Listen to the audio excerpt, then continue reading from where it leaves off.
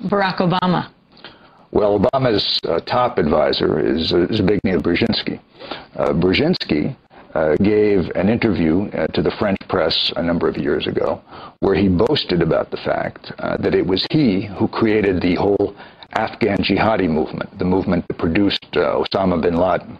And he was asked by the interviewer, well, don't you think this might have had some bad consequences? And Brzezinski replied, absolutely not. It was definitely worth it because we were going after the Soviets. We were getting the Soviets. Another top Obama person... I think his comment actually was what's a few riled up Muslims. Zbigniew Brzezinski. Zbigniew Brzezinski was counselor for strategic and international studies, professor of American foreign policy at Johns Hopkins, national security advisor to President Jimmy Carter, trustee and founder of the Trilateral Commission, member of the Council on Foreign Relations, international advisor to several major corporations, associate of Henry Kissinger, also worked for Ronald Reagan in intelligence capacities. Co-chairman of the Bush National Security Advisory Task Force in 1988. What a guy. Zbig. Now, if you want to get really, really, really, really angry, go buy this book. It's called The Grand Chessboard. American Primacy and Its Geostrategic Objectives. Written by Zbigniew Brzezinski in 1997. I'm going to read you some quotes from that book.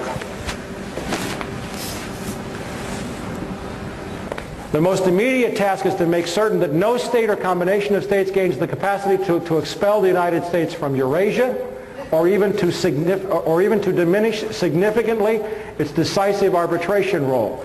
In the long run, global politics are bound to become increasingly uncongenial to the concentration of hegemonic power in the hands of a single state. Hence, America is not only the first as well as the only truly global superpower, but is also likely to be the very last. And what does he say that's going to happen? He says that the United States will fold into a one-world government in which all nations will cease to exist, run by corporations. I'm paraphrasing it. Now, hold your breath. Very last pages in the book.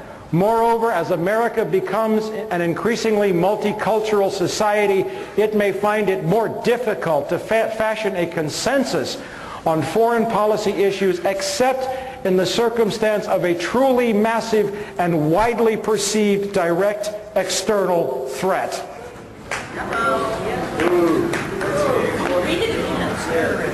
Read it again, she said. Maybe I should read this with a German accent.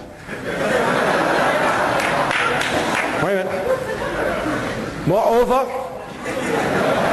as America becomes an increasingly multicultural society, it may find it more difficult to fashion a consensus on foreign policy issues, except in the circumstance of a truly massive and widely perceived direct external threat.